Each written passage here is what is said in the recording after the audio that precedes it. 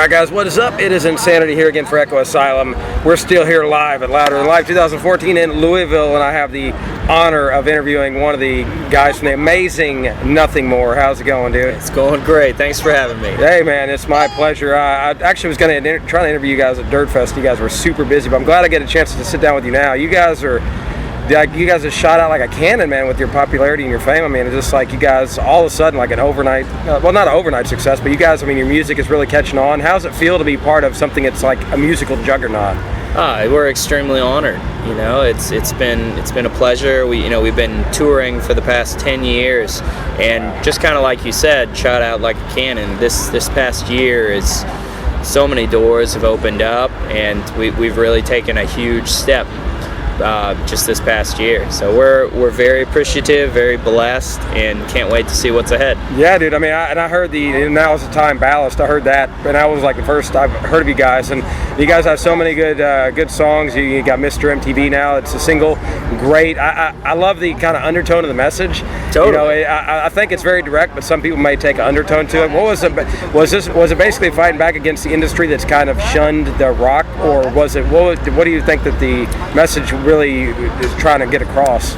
You know, more than anything, it's kind of a message to our society today, and to the corporate father really being those industries that have bastardized this generation and taken away the substance. Yeah.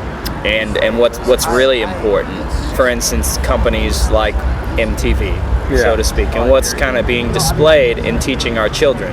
It is sad, isn't it? It's really disappointing. Yeah, and I'm glad somebody has something, a core and a foundation that actually stands for something instead of just a bunch of words that mean nothing. That's why I dig you guys. I mean, I've listened to your stuff on Spotify a lot, and I really dig like the substance. And I could just, what Johnny is writing is just so in depth, and then the way it really mixes in with the music. And then how do you guys become such mesh so well together as a core, as a whole unit? How do you guys find that chemistry? Well, first of all, thank you. That's awesome. Totally flattered by your kind words. But really, I'd say chemistry. We've been together. I've known Johnny for 15 years, and we've been together that long, writing music. Writing lyrics, melodies, drum parts, guitar parts, bass parts together. And Dan joined us 10 years ago, and Paul 4 years ago. And it's always better to have 4 minds than 1 mind. That's true. And even though I play guitar, I trust all the other guys to, with their opinions. And if they have a better idea than I do, then so be it. At the end of the day, it's about what's best, not my ego. That's good, and it's hard to find. I mean, a lot of people lack, the humble factor there, and I noticed that from you guys, like just talking to you and hearing a lot about you from other people that know you. That you guys are super humble, and I dig the whole thing. It's almost like a family with you guys. I know you guys do the branding each tour. How long can you guys actually do that before you run out of parts to brand? You know what I'm saying? I don't know how that. How's that gonna work out? Yeah, man. We've actually only done 3 brands. We started with each year of touring, and we stopped at 3 because at the time we had lost another singer. Johnny actually used to be our drummer. Oh, gotcha. This was 7 years ago, and we so there was a very significant thing about the number 3. Paul's been with us for 4 years now, so we're actually debating all getting 1 more, and Paul getting 4. Yeah, there you go then. Yeah. So what are the things you brand? Like, what is it? Is this the logo, or what is it? No, they're just here. I'll show you. I know people, you can't see me, but they're just basically we heat up a knife on a stove, and the back end of the knife we just press it onto our bicep on our shoulders. Doesn't that hurt like a son of a bitch? It really bad for 20 seconds. 20 seconds. Then the wound cauterizes and your arm goes numb, and then the only other painful part is feeling the scab, making sure it's scarred. These dudes are hardcore. See, you don't find dedication and stuff like that.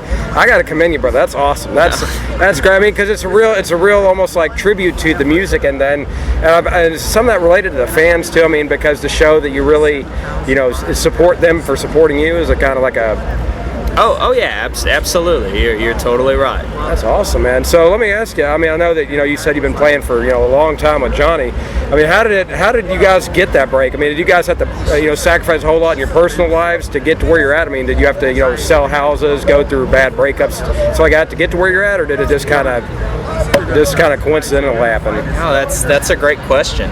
Honestly, we've all been through some shit. We've all had family members pass, and things we can't be there for. Missing so many family occasions, and suffering financially. Yeah. Up until now, and it's weird because we're so honored that Ballast went #1 on radio. Yeah. But having a #1 single means something totally different today than it did 10 years ago. That's true. So we're still sacrificing for sure, but that's okay, and we're extremely fortunate to be where we're at and to see what's ahead. And really, more importantly, not for us, but for the rock generation. Yeah. It feels like so many rock bands today aren't saying anything. They're just kind of putting themselves into the mold. So how can we do this? What can we do? How do we get famous? I hate that crap. It's almost like a sense of entitlement. That's what I say all the time. And people really don't understand what bands like you. I mean, they see you guys and they see that you guys just kind of happen to get huge, and I think it just happened overnight. But what these people don't understand is a lot of blood, sweat, and tears and sacrifice. That's why I like to ask the sacrifice question, especially for you guys. Absolutely. And it's not about us, it's about the bigger picture, the generation, the rock music in general, what we need to do to push the envelope. Definitely, and that's why the originality of you guys and your, like I said before, your music really speaks. And that's hard to find in this day and age because, like you said, it's almost like a mold, and people are just trying to get what they can to get as much revenue because the business, there's not a whole lot on this side of things. Rock, it's failing, and with MTV especially with their music awards, Lord got the best rock song, and I've listened to that song. That's not even freaking rock. Right. And bands like you are getting overlooked for this stuff because it's like, well, this is what's popular. Well, sorry to say that they auto-tune their shit, and they don't even really sing their songs when they go on stage. But you guys are, awesome. I heard you guys at Dirt Fest. I saw you guys today, and you guys is top-notch, awesome musicians. Like just a performance. It's not just getting on stage and playing your instruments. You guys actually do it's actually a show. That's what you pay for, right? You're absolutely right. Bands forget that. On stage, you're a performer. Yeah. Let's put on a show. That's right, man. And these guys do. So go out and support them. So let me ask you, what's next for Nothingmore? I'm sure probably headlining tours. I know you're on tour right now with Volbeat, Five Finger, and somebody else. Hell yeah. I always forget them. I forgot them in another interview. I was like, son of a bitch. No, but what's next for you guys? Headlining tours, and who do you want to tour with? Who would you like to go and kind of go on stage with? Yeah, man. This tour wraps up by the end of the month. Then we have a couple weeks off. Thankfully, get to go home with some family. Watch out for the bee. Oh, God, bee. Oh, go away. He likes you. I want him to go away. Go away. Shoot. Oh, wow. Oh, wow. Oh, yeah, You got him. All black. Okay. I'm not trying to get the bee on you. Anyway, we got a live interview, and the bee's trying to kill me, so.